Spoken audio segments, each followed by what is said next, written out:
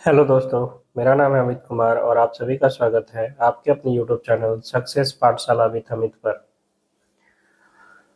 बहुत दिनों के गैप के बाद जो है वीडियो आ रहा है। कुछ पर्सनल रीजन थे, रूम चेंज हुआ और भी बहुत सारे कारण थे। और रेल की नौकरी में तो समस्या है ही, लेकिन अब जो है वीडियो रेगुलर रहेंगे। आप लोग के डिमांड पर जो भी आप लोग को टॉपिक चाहिए वो टॉपिक का वीडियो 2-3 दिन पे मिलते रहेगा। इस वीडियो में बीएसएससी ऑफिस अटेंडेंट यानी जो कर्मचारी ये परिचारी का एग्जाम हुआ था, मेंस का एग्जाम मई में, शायद 26 मई को। तो उसी का मैथ का क्वेश्चन मैं सॉल्यूशन कराऊंगा। कुछ क्वेश्चन मैथ के अच्छे थे, उसमें पूछे गए थे, तो उसी का सॉल्यूशन मैं करा रहा हूँ।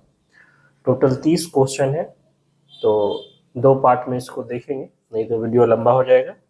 1 से 15 तक और फिर 16 से 30 तक। तो वीडियो पसंद आए तो वीडियो को लाइक जरूर कीजिएगा। चैनल पर नए हैं तो चैनल को सब्सक्राइब जरूर कीजिए और ज़्यादा से ज़्यादा दोस्तों को भी शेयर कीजिए। और इसी टाइप के क्वेश्चन जो है बिहार एसएससी आगामी एग्जाम में पूछेगा और हमेशा से पूछता रहा है। तो चलते हैं पहले क्वेश्चन की ओर। कह रहा है यदि ए अनुपात बी प्लस सी दे रखा है 3:7 तथा बी अनुपात ए प्लस सी दे रखा है 1:4, तो 36,000 की कुल पूंजी में सी का हिस्सा क्या होगा। तो आपको क्या दे रखा है, ए और बी प्लस सी का रेशियो जो कि है कितना, 3:7, और दे रखा है बी और ए प्लस सी का रेशियो जो कि है 1:4। ठीक है, तो ए और बी प्लस सी का और बी और ए प्लस सी का दिया हुआ है। अच्छा, अगर इसमें हम इसको भी जोड़ दे, ए को भी जोड़ दे, तो नीचे क्या, ऊपर ए ही है और नीचे अगर ए को जोड़ दे तो नीचे ए प्लस बी प्लस सी हो जाएगा, यानी 3 और 7 कितना हो जाएगा, 10। इसी तरह अगर इसको नीचे जोड़ दे, बी को यहाँ जोड़ दे, तो बी बाई नीचे भी क्या हो जाएगा, ए प्लस बी प्लस सी, यहाँ 1/5। तो देखिए दोनों के नीचे क्या है, ए प्लस बी प्लस सी है। यहाँ ए प्लस बी प्लस सी कितना है, 10, और यहाँ ए प्लस बी प्लस सी कितना है, 5। तो इसको इक्वल कर देते हैं, 2 से ऊपर भी और नीचे भी गुना कर देते हैं, तो ये क्या हो जाएगा, 2/10। तो यहाँ भी ए प्लस बी प्लस सी 10 हो गया, यहाँ ए प्लस बी प्लस सी 10 हो गया। इससे क्या पता चला कि ए कितना है आपका, 3 है, बी कितना है, 2 है, और ए प्लस बी प्लस सी कितना है, 10 है। तो ए आपका 3 हो गया, बी आपका 2 हो गया, और अगर ए प्लस बी प्लस सी 10 है और इसमें आपको ए 3 पता है, बी 2 पता है, तो सी पता हो जाएगा। सी कितना हो जाएगा, 10 माइनस 3 माइनस 2। ए और बी को घटा देंगे तो सी बच जाएगा, यानी सी का कितना गया, 5। तो इसे हमें A ratio B ratio C पता हो जाएगा, कितना, 3:2:5। ठीक है, आपसे पूछ क्या रहा है कि 36,000 रुपया बांटना है, उसमें सी का हिस्सा क्या होगा। तो टोटल ए बी सी में कितना बांटना है, 36,000। तो ए का हिस्सा 3, बी का 2 और सी का 5, टोटल कितना हो गया, 10। रुपया में कितना है, 36,000, यानी 10 यूनिट हो गया 36,000। तो 1 यूनिट आपके पास आ जाएगा कितना, 3600। आपको किसका हिस्सा निकालना है, सी का। सी का 5 यूनिट है, तो 36 बचे 180, यानी कितना हो जाएगा, 18,000। सी का हिस्सा 18,000, ऑप्शन नंबर डी।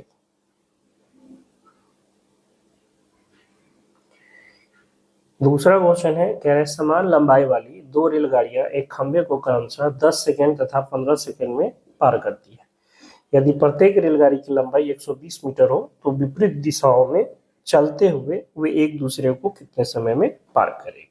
ठीक है, तो जब भी कोई रेलगाड़ी किसी खंबे को, किसी पोस्टर को, किसी खड़े इंसान को पार करती है, तो उस समय उसके द्वारा तय की गई दूरी ट्रेन की लंबाई होती है, जो कि यहाँ कितना है, 120 मीटर। ठीक है, तो पहला ट्रेन 10 सेकंड में पार करता है और दूसरा ट्रेन 15 सेकंड में। तो हम लोग दोनों ट्रेन का स्पीड निकाल सकते हैं। पहला ट्रेन का स्पीड कितना हो जाएगा, 120/10, यानी 12 मीटर पर सेकंड। और दूसरी ट्रेन का स्पीड, दूसरे के लिए भी लंबाई 120 है, समय 15, तो 8 मीटर पर सेकंड। अब क्या हो रहा है कि ये ट्रेन और ये ट्रेन एक दूसरे के विपरीत दिशा में चल रही है, तो कह रहा है कि कितने समय में एक दूसरे को पार करेगा। ठीक है। तो इसका भी लंबाई 120 मीटर, इसका भी लंबाई 120 मीटर, दोनों एक दूसरे को पार करेगा तो कितनी दूरी पार करेगा, दोनों ट्रेन की लंबाई, तो 120 120 240 मीटर। और चाल क्या हो जाएगा, तो एक दूसरे के विपरीत चल रहा है, ये चल रहा है 12 से, ये चल रहा है 8 से, तो विपरीत दिशा में चाल क्या होती है, जुड़ जाती है, 12 + 8 यानी 20 मीटर पर सेकेंड, तो 20 मीटर पर सेकेंड। 1 0 से 1 0 खत्म, कितना हो गया, 12 सेकेंड। ठीक है, 12 सेकेंड में दोनों ट्रेन एक दूसरे को पार कर लेगी। ठीक, तो ये तो हो गया डिटेल। लेकिन अगर आप लोग ये चीज को पढ़िएगा तो वहां पे एक कॉन्सेप्ट आपको बताया जाएगा, और वो क्या है कि ट्रेन की लंबाई अगर बराबर हो, इस केस में दोनों ट्रेन की लंबाई क्या है, बराबर है, दोनों ट्रेन की लंबाई बराबर है, तो इस केस में दोनों ट्रेन एक दूसरे को जो पार करेगी उसमें जो समय लगेगा t, वो डायरेक्ट आप याद रख सकते हैं 2 × T1 × T2 by T1 + T2। ठीक है, लेकिन कब, जब ट्रेन की लंबाई बराबर हो, यहाँ दोनों ट्रेन की लंबाई क्या है, बराबर है, तो 2 × 10 × 15 बटा 10 + 15 25 हो जाएगा, 5 से ये 3 बार में, 5 से ये 2 बार में, 3 दूना 6 दूना 12 सेकेंड, ऐसे भी आप सॉल्व कर सकते हो। ठीक है, संख्याओं 5, 15 और 20 के एलसीएम और एचसीएफ का अनुपात याद करना है। तो 5, 15 का मतलब 3 × 5 और 20 का मतलब 4 × 5, तो एलसीएम क्या हो जाएगा, एलसीएम हो जाएगा क्या क्या है, 5 है, 3 है और 4 है, यानी 20 × 60। ठीक है, तो एलसीएम 60 हो गया। एचसीएफ क्या हो जाएगा, तीनों में कॉमन कौन है, 5। आपसे पूछा है एलसीएम और एचसीएफ का अनुपात, यानी 60:5, 5 से कट जाएगा 12 बार में, यानी 12:1। Option number A. ये तो आसान क्वेश्चन था। कह रहा है 11,000 रुपए को 10 पुरुषों, 15 महिलाओं तथा 5 बच्चों में इस प्रकार बांटा गया है कि 3 पुरुषों का भाग 4 महिलाओं के भाग के बराबर तथा 6 बच्चों का भाग 5 महिलाओं के भाग के बराबर है, तो प्रत्येक पुरुष को कितना धन मिलेगा। ठीक है, टोटल 11,700 बांटना है, 10 पुरुष, 15 महिला और 5 बच्चों में, और ऐसे बांटना है कि 3 पुरुष का भाग 4 महिलाओं के बराबर है, 3 मेन इक्वल टू है 4 वुमेन। ठीक है, और 6 बच्चा जो है 5 महिलाओं के बराबर है, यानी 6 चिल्ड्रेन इक्वल टू 5 वुमेन। ठीक, तो हमें इन तीनों को पहले इक्वल करना है, उसके बाद उनकी क्षमता का रेशियो निकाल लेंगे। ठीक है, तो पहले इक्वल कैसे करेंगे, यहाँ भी वुमेन है, यहाँ भी वुमेन है, महिला यहाँ भी है, यहाँ भी है, यहाँ 5 है, यहाँ 4 है, दोनों को बराबर कर लेते हैं। तो इसको अगर 5 से कर देंगे तो ये भी 20 हो जाएगा, और इसको 4 से कर देंगे तो 20 हो जाएगा, यानी यहाँ पे हो गया 15 मेन इक्वल टू 20 वुमेन, और 6 24 चिल्ड्रेन बराबर हो जाएगा 20 वुमेन। ठीक है, यानी तीनों को अगर मर्ज कर दे तो 15 वुमेन बराबर हो जाए, 15 मेन बराबर 20 वुमेन बराबर 24 चिल्ड्रेन। ठीक, यहाँ से पता हो गया। अब यहाँ से क्या करेंगे, हम लोग इनकी क्षमता का अनुपात याद करेंगे।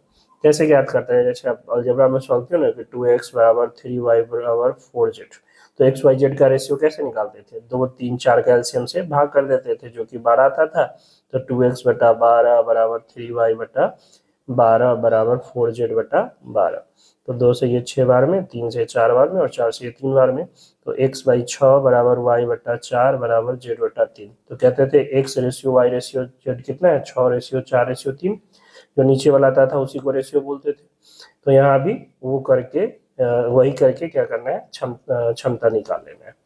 तो 15 20 और 24 का एलसीएम 120 हो जाएगा, 120 से भाग कर देंगे तो कितना हो जाएगा, ये 15 से 8 बार में, 120 से भाग करेंगे तो ये 6 बार में, और 24 में 120 से भाग करेंगे, 120 में 24 से भाग करेंगे तो 5 बार में, यानी पुरुष, महिला और बच्चे का कार्य क्षमता का अनुपात 8:6:5 हो जाएगा। क्योंकि जो पैसे मिलते हैं ना, जो पैसे मिलते हैं वो कार्य क्षमता से ही मिलते हैं, दिन से नहीं मिलते हैं। हम लोग जो अपने घर पे मेहनताना कराते हैं लेबर से, जो दिन पे देते हैं ना, लेकिन ऐसे क्वेश्चन में जो है वो क्षमता के अकॉर्डिंग पैसा मिलता है। कहने का मतलब पुरुष का क्षमता 8 है तो महिला का 6 और बच्चा का 5, ये प्रत्येक का है।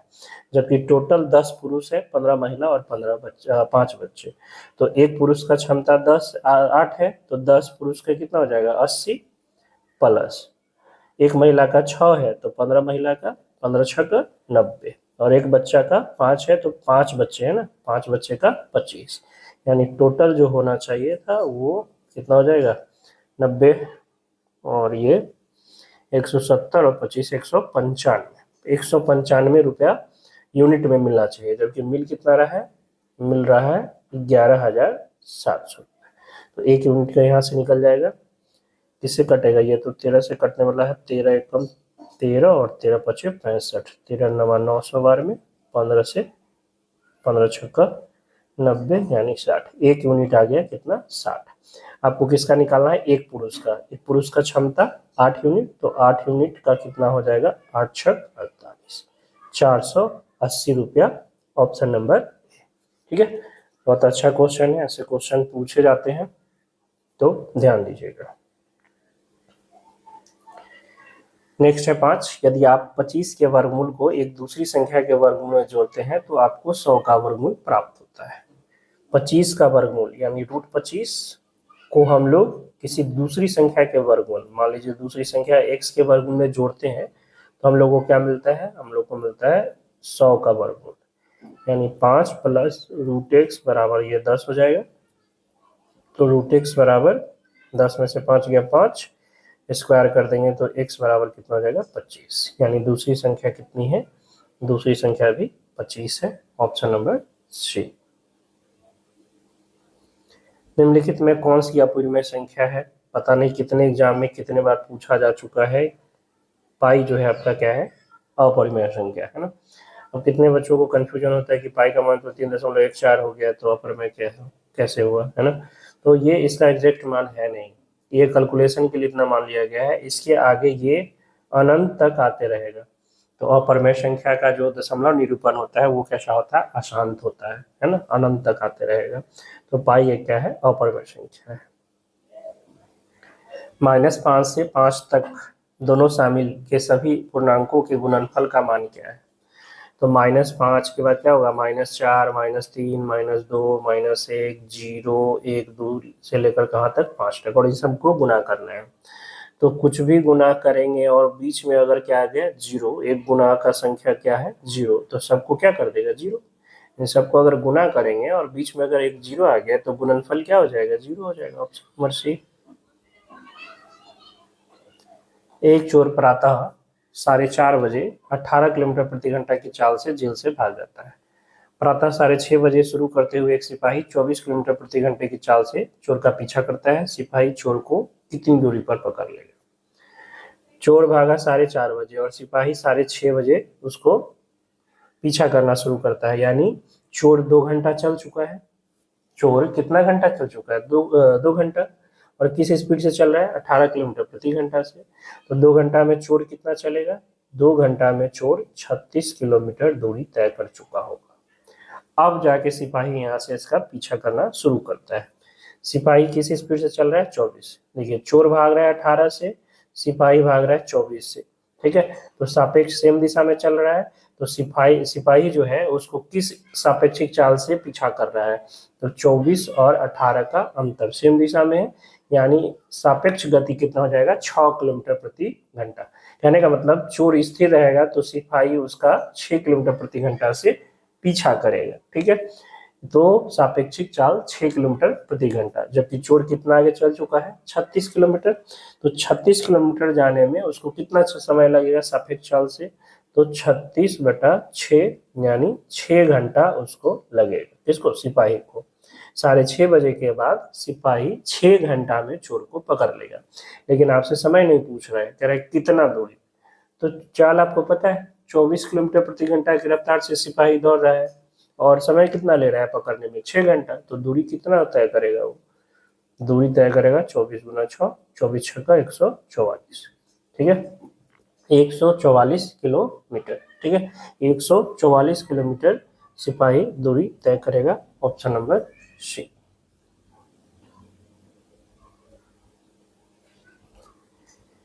किसी वस्तु के अंकित मूल्य पर 20% छूट देकर बेचने पर भी 20% का लाभ होता है। यदि वस्तु का क्रय मूल्य 640 रुपये है तो वस्तु को अंकित मूल्य पर बेचने पर कितने प्रतिशत का लाभ होगा। तो यहाँ हम क्या कर सकते हैं, एमपी और सीपी का रेशियो पता कर सकते हैं। एमपी पर और सीपी का रेशियो क्या होता है, 100 प्लस प्रॉफिट 20 बटा 100 माइनस डिस्काउंट, ये भी 20 का है, यानी 120 बटा 80 हो जाएगा।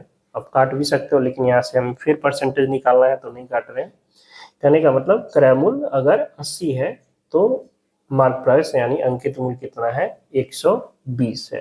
ठीक है, ये बात पता है कि नहीं। एमपीसीपी का रेशियो होता है 100 प्लस प्रॉफिट, और प्रॉफिट या लॉस जो भी है, और 100 माइनस डिस्काउंट। ठीक है, तो ये आपको ध्यान रखना है। तो यहाँ से हमें पता चल गया कि सीपी क्रय मूल्य हो गया 80 रुपये और मार्क प्राइस यानी अंकित मूल्य हो गया आपका 120 रुपये। ये क्या कह रहा है कि अगर अंकित मूल्य पर बेचते तो लाभ प्रतिशत क्या होता। तो अंकित मूल्य 120 और क्रय मूल्य 80, यानी 80 का चीज 120 में बेचते तब लाभ कितना का होता। तो 40 रुपया का लाभ होता है, कितना पर, 80 पर। परसेंटेज में देने के लिए 100%, 40 दूना 80, 2 से 50। यानी उस वस्तु को अगर छूट न देकर बेचते, है ना, अंकित मूल्य पर ही बेच देते तो कितना का लाभ होता, 50% का लाभ हो जाता। Option number C. अच्छा, ये कहाँ से आता है, किसी को नहीं पता है तो बता दे। देखिए, सेलिंग प्राइस आप दो तरीके से निकाल सकते हैं। सीपी से अगर निकालना है, सीपी से तो क्या निकालिएगा, सीपी इंटू लाभ प्रतिशत। लाभ कितना है, 20%। 20% है तो लिखिएगा ना 120, सीपी का 120%। ये क्या हो गया, एसपी। मार्क प्राइस से भी निकाल सकते हैं, डिस्काउंट मिला है कितना का, 20%। तो मार्क प्राइस में से डिस्काउंट निकाल देंगे तो क्या बचेगा, एसपी बचेगा ना, सेलिंग प्राइस। यानी मार्क प्राइस में से, सॉरी यहाँ एसपी हो जाएगा ना, मार्क प्राइस में से डिस्काउंट निकाल दे, डिस्काउंट 20%, तो इसका 80%, तो ये भी सेलिंग प्राइस, दोनों को इक्वल कर देंगे तो यहाँ से एमपी और सीपी का यही रेशियो आता है। क्या आता है, 100 प्लस प्रॉफिट बटा 100 माइनस डिस्काउंट। ठीक है, 60,000 अंकित मूल्य वाली वस्तु पर निम्नलिखित में से किस विकल्प में दिए गए क्रमागत बट्टों पर ग्राहक को सर्वाधिक लाभ होगा। तो रुपया से हमें मतलब ही नहीं है, जिसका प्रॉफिट परसेंटेज, जिसका बट्टा परसेंटेज ज्यादा होगा तो वो ज्यादा लाभ देगा, है ना। 4 है, देखिए 30 10 10 20 15 15 40 5 5 और 20 20 10 का शुरुआत में जो बड़ा बट्टा दिया जाता है ना, वही छूट मतलब ज्यादा देगा, जो शुरुआत में बड़ा दे दिया। तो देखिए यहाँ 20 15 है, 20 20 है, और यहाँ 30 10 है और 40 50। तो दो ऑप्शन आप देख के ही इसको नेग्लेक्ट कर सकते हो। ठीक है, दो ऑप्शन आपका जो बी है और डी है, क्योंकि शुरू में ये 20 20 ही दिया है, उसके बाद 20 15 दे रहा है, तो बाद में ज्यादा भी, है ना, बाद में थोड़ा ज्यादा भी देके उसका बैकअप नहीं कर सकता है जो शुरू में दिया है, क्योंकि ये शुरू में 40 दे रहा है और ये शुरू में 30 दे रहा है, और हमें ज्यादा छूट देखना है कि कौन ज्यादा छूट दे रहा है। तो बी और सी तो ऐसे ही आपका खत्म हो जाएगा, बचेगा कौन, ए और सी। तो इसमें आप चेक कर लीजिए कि ए और सी में किस में ज्यादा बट्टा मिल रहा है। ठीक है, और यहाँ सिंपल डेटा है तो आप रेशियो का ही कर लीजिए, पहला वाला का ए वाला के लिए कर रहे हैं। 30% का मतलब हुआ 10 का चीज 7 में जा रहा है, 10% का मतलब 10 का चीज 9 में जा रहा है, 10% का मतलब 10 का चीज 9 में जा रहा है, यानी 1000 का चीज 91 7 8 7 56 567 में जा रहा है, यानी 100 का चीज कितना में जा रहा है, 56.7 में। तो यहाँ पे डिस्काउंट कितना हो गया, डिस्काउंट हो गया आपका 43.3, है ना, 43.3। उसके बाद सी वाले ऑप्शन में 40% का मतलब हो गया कितना, 2/5 ना, तो 5 का चीज 3 में जा रहा है, और 20 का चीज 19 में जा रहा है, 20 का चीज 19, 5% का मतलब 1/20, तो 1/20 मतलब 20 का चीज कितना में जा रहा है, 19 में। तो 20 25 100, और ये हो गया 2000, यहाँ कितना हो जाएगा, 19 का 361, और 3 छतरी 18, और ये 10, यानी 1000 का चीज अधिया कर दे इसको, 5 4 1 5, यानी 100 का चीज कितना में जाएगा, 54.15। तो यहाँ पे छूट कितना मिल रहा है, इधर बताइए ना, हुआ है 361, 3 7 18 1 और 3 3 1 10, ठीक है। यानी यहाँ पे आपका 45.85%। तो यहाँ 43.3 है, यहाँ 45.85 है, यानी सी वाला में छूट क्या है, ज्यादा है, ठीक है। मूल संख्याओं 1 और 2 के बीच कितनी अपरिमेय संख्याएं हैं? तो दो वास्तविक संख्याओं के बीच अनंत अपरिमेय और अनंत परिमेय संख्याएं होती है। ये आप 7th क्लास में ही पढ़ना शुरू कर देते हैं, 7th या 8th क्लास में ना। दो वास्तविक संख्याओं के बीच अनंत वास्तविक संख्याएं, अनंत अपरिमेय संख्याएं, अनंत परिमेय संख्याएं होती हैं। तो इसका क्या हो जाएगा, अनंत रूप से अनेक, ऑप्शन नंबर ए। रोहन 5% साधारण ब्याज पर 2,000 रुपए उधार लेता है। वह 2 वर्षों के बाद पूरी ऋण राशि मूलधन प्लस ब्याज वापस कर देता है ना, होगा रोहन, कर देता है। वो कुल कितना धन वापस करता है, यानी चुकाता है। तो 5% साधारण ब्याज से 2 वर्ष में कितना देगा, 10%। 10% ब्याज दिया और मूलधन के साथ, यानी टोटल वो कितना दे रहा है, 110%। तो 2,000 का 110% कितना हो जाएगा, 2,200 रुपया देगा, ठीक है। 2,000 प्लस 200 सूद, ऑप्शन नंबर सी, सूद करे ब्याज। नरेश 3,800 रुपये प्रति माह अर्जित करता है। वह 50% घरेलू खर्च के लिए, 15% अपने व्यक्तिगत खर्च के लिए, 20% अपने बच्चों के खर्च के लिए रखता है और शेष बचाता है। तो देखिए, इसमें 2 टाइप का क्वेश्चन होता है। पहला खर्च के बाद लगाएगा शेष, तो वहाँ दूसरा तरीका है, जो खर्च करने के बाद शेष बचता है वो। यहाँ पे शेष नहीं बोल रहा है, मतलब टोटल का 50%, फिर टोटल का 15%, टोटल का 20%, ठीक है। तो कितना हो गया टोटल, 50 और 15 65, 65 और 20 85% वो खर्चा कर दिया। तो बचाया कितना 15%, ठीक है। वही पूछ रहा है कि कितना रुपया वो प्रतिमाह बचाता है। तो प्रतिमाह कमाता कितना है, 30,800, और इसका बचाता है 15%। 15 × 120, 2 15 × 45 और 1 46, 4620 रुपये बचाता है, ऑप्शन नंबर बी। क्या है, 1/12 plus 1/20 plus 1/30 plus 1/42 plus 1/56 plus 1/72 plus 1/90। जब भी आपको इस तरह से फ्रैक्शन में दिखा हुआ जोड़ मिले, तो सबसे पहला काम आपको क्या करना है, नीचे वाला को 2 फैक्टर में तोड़ना है। इस तरह से तोड़ना है कि जो दूसरा नंबर होगा वो अगला का पहला नंबर होगा। कहने का मतलब 12 1/12, 12 को 3 गुना 4 लिख सकते हैं।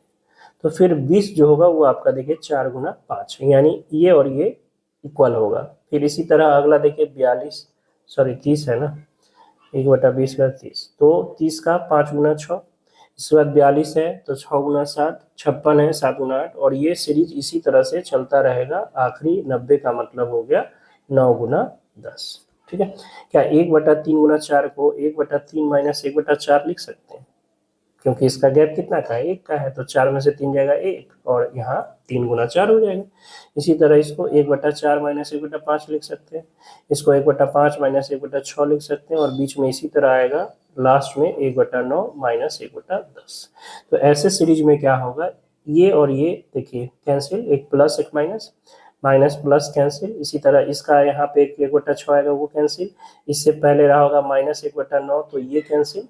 इसमें हमेशा पहला और इसका अंतिम टर्म बचता है। ऐसे सीरीज में ये ध्यान रखिएगा, इतना लिखने की जरूरत नहीं है, समझाने के लिए होता है। ऐसे सीरीज में जब भी इस तरह का फ्रैक्शन बनेगा, तो ऐसे सीरीज में हमेशा पहला और क्या बचता है, अंतिम बचता है। तो यहाँ 1/3 और यहाँ माइनस का 1/10, तो 10 में से 3 गया 7, और 10 × 30, ठीक है। तो 7/30, ऑप्शन नंबर बी। 23 का वह सबसे छोटा गुणज ज्ञात कीजिए जिसे 18, 21 और 24 से भाग देने पर क्रमशः 7, 10 और 13 शेष बचे। तो हमें वैसा छोटा से छोटा संख्या ज्ञात करना है जो 23 का गुणज भी हो, और जिसमें 18, 21, 24 से भाग करे तो 7, 10 और 13 शेष बचे। तो ऐसे क्वेश्चन को तो जनरली हम कहते हैं कि ऑप्शन से चेक कीजिए, बहुत आसान तरीके से चेक हो जाएगा। पहले आपको एग्जाम हॉल में कैसे करना है वो तरीका बताते हैं, फिर आपको सॉल्व करके भी बताएंगे कि सॉल्व अगर करना हो तो कैसे करेंगे। सबसे पहले तो हमें पता है कि 23 का गुणज होना चाहिए, तो आप चेक कर लो पहले कि 23 से कटने वाला इसमें कौन कौन है। ठीक है, एक दो ऑप्शन तो ऐसे ही छट जाएगा। तो 23 के गुणज को चेक करने के लिए या तो 4 डिजिट का नंबर है, भाग करके भी चेक कर सकते हो, और नहीं तो तरीका पता है कि 23 का डिविजिबिलिटी रूल क्या है, आखिरी जो नंबर है, जो आखिरी डिजिट है उसको 7 से गुना करके बाकी में जोड़ के देखे कि वो 23 से कट रहा है कि नहीं। तो छोटा नंबर है, भाग करके भी देख सकते हो। तो 23 से अगर इसमें भाग करेंगे तो 23 से कम 23, 7 73, 23 69, तो ये आपका कट रहा है। ठीक है, पहला कट रहा है। अब एक चेक कर लिए और सारा नंबर इसी के आसपास है, तो आपको चेक करने की जरूरत नहीं। देखिए इसमें 23 का गैप है क्या, है ना, 36 में से 23 जाएगा तो 13 बचेगा, और ये अगर 23 से कट रहा है तो 23 के गैप पर जो नंबर होगा वो भी कटे। फिर देखिए इसका गैप 23 का है या इसका 23 या 46 का गैप नहीं है, नहीं कटेगा। इसका गैप 23 या 46 का या 69, जो भी 23 का गुना होगा उतना का गैप होना चाहिए। कहने का मतलब कोई संख्या 8 से कट रही है तो मतलब क्या, 8 16 24, इसमें कितना का गैप होगा, 8 का होगा या 16 का होगा या 24 का होगा या 32 का, इतना गैप का होगा तभी तो वो 8 से कटेगा ना। तो 23 से कटने का मतलब क्या कि 23 का गैप हो तो कटेगा, 46 का गैप हो तो कटेगा, 69 का गैप हो तो कटेगा। तो इस दोनों में 23 का गैप है तो ये कट रहा है तो ये भी कटेगा, इसमें नहीं है तो ये नहीं कटेगा, ये नहीं कटेगा, दो ऑप्शन खत्म। ठीक है, तो एक काम तो 23 से हो गया। अब क्या कीजिए, 18 से भाग कर लीजिए और देखिए 7 बचता है कि नहीं। ठीक है, 18 से भाग कर लीजिए तो 18 कम 18, 30 36 में हम क्या कर रहे हैं, 18 से भाग कर रहे हैं। तो 18 कम 18, 12 3, 18 छक्का 108, कितना हो जाएगा 15, और ये 6, 18 अठे 144, यानी 12 बचेगा। तो ऑप्शन ए भी आपका खत्म, कौन बच गया, बी। ठीक है, क्या बच गया, बी। तो यहाँ से ऑप्शन नंबर 20 सही हो गया, चेक कर सकते हैं बहुत आसानी से। अब दूसरा, इसको अगर सॉल्व करना हो, इसको क्या करना हो, सॉल्व करना हो, तो सबसे पहले तो आप देखिए कि इतना इतना इतना से भाग करने पर 7 10 और 13 बचना चाहिए, यानी 18 से भाग करने पर 7 बचना चाहिए, 21 से भाग करने पर 10 बचना चाहिए, और 24 से भाग करने पर 13। ऐसे केस में इसका गैप जो होगा, शेष और जिसे भाग दे रहे हैं उसका गैप हमेशा बराबर रहेगा, कांस्टेंट रहेगा 11। तो हम लोग क्या करते हैं कि सबसे पहले वह छोटी से छोटी संख्या ज्ञात करते हैं जो 18 21 और 24 से कटने वाला हो। कहने का मतलब 18 21 और 24 का एलसीएम। ठीक है, और उसमें से ये जो अंतर आ रहा है, यानी कांस्टेंट जो अंतर आता है, उसको घटा देते हैं, तो हमें वह छोटी से छोटी संख्या मिल जाती है जिसमें 18 21 24 से भाग करने पर शेष 7 10 और 13 मिले। ठीक है, तो 18 21 और 24 का एलसीएम निकाल लेते हैं। 18 का मतलब हो गया 3 गुना 6, ये 3 गुना 7, और ये 3 गुना 8। ठीक है, तो 3 सब में से आ जाएगा, और यहाँ से 2 आ जाएगा तो 3, और ये 4, और ये 7। 7 छक 28, 3 किया 9 दूना 18, 18 छक 72 गुना 7, 7 7 49, और 7 गुना 14, 504। तो संख्या जो हो जाएगी आपकी छोटी से छोटी संख्या 504 माइनस 11, लेकिन साथ ही साथ क्या करें, वो 23 का गुणज भी होना चाहिए। तो जो हमारा संख्या का रूप होगा वो 504 इंटू के माइनस 11 का रूप होगा। अब ये संख्या 23 से कटने वाला हमें चाहिए, तो के किस मान पर ये कटेगा, अब आपको 23 से इसमें भाग देकर और बारी बारी से के का मान निकालना है, मतलब के का मान रखना है 1 2 3 4 और चेक करना है। तो 504 बहुत बड़ा नंबर है, इसमें हम पहले 23 से भाग करके छोटा कर लेते हैं। तो 504 में 23 से अगर भाग करिएगा तो 23 गुना 46, यहाँ 4 और ये 4, 23 से कम 23, तो ये बच जाएगा कितना 21, यानी इसको हम छोटा करके 21 के माइनस 11 लिख सकते हैं, क्योंकि बाकी तो जो है वो आपका क्या हो गया 23 से कट रहा है, जो शेष बच रहा है वो क्या बच रहा है 21, यानी इसको हम 21 के माइनस 11 लिख सकते हैं। अब इसमें हम के का वैल्यू पुट करेंगे, तो के का वैल्यू अगर 1 रखेंगे 1, तो ये कितना हो जाएगा 21 माइनस 11 यानी 10 हो जाएगा, कितना हो जाएगा 10। 10 तो 23 से कटता नहीं, 2 रखेंगे तो 42 माइनस 11 कितना हो जाएगा 31, ये भी 23 से नहीं कटता है। 3 रखेंगे तो 69 माइनस 11 58, ये भी किससे नहीं कटता, 23 से नहीं कटता है। 4 रखेंगे तो 84 माइनस 11 73, ये भी 23 से नहीं कटता है। 5 रखेंगे तो 105 माइनस 11 94, ये भी 23 से नहीं कटता है। तो और अगला आपका 6 रखेंगे तो 126 माइनस 11 115, और 115 23 से कटता है। यानी के का वैल्यू कितना रखना होगा 5, के का वैल्यू 5। तो संख्या जो होगा वो आपका रूप किस रूप का था 504 गुना के यानी 5 और माइनस का 11, 5 का 20, 2 पचे 25, सॉरी 6 रखे थे ना, के का वैल्यू 5 नहीं 6 रखे थे। के का वैल्यू कितना पर आया था 6 पर। तो 504 गुना 6 माइनस 11, 6 चक 24, 2 5 छक 30 माइनस 11, तो ये आपके पास 30 और 13। तो इतना एग्जाम हॉल में करेंगे तो पता चलेगा कि हो गया सिलेक्शन। ठीक है, तो ऐसे क्वेश्चन को ऑप्शन सही करने के लिए ही दिया जाता है। तो आशा करते हैं जो बताया है वो आपको समझ में आ रहा होगा। कहीं भी कोई दिक्कत है तो कमेंट में ज़रूर पूछिए। ठीक है, और अगला पार्ट जो है इसका 16 से 30 तक का होगा। तो मिलते हैं नेक्स्ट वीडियो में। वीडियो पसंद आए तो वीडियो को लाइक ज़रूर कीजिएगा, चैनल पर नए हैं तो चैनल पर सब्सक्राइब कीजिएगा, और ज़्यादा से ज़्यादा बच्चों के बीच शेयर कीजिए। आप जो है रेगुलर 2-3 दिन पर वीडियो इस चैनल पर आते रहेंगे, जो कि आपके लिए किसी भी एग्जाम के लिए हेल्पफुल होंगे। ठीक है, मिलते हैं नेक्स्ट वीडियो में।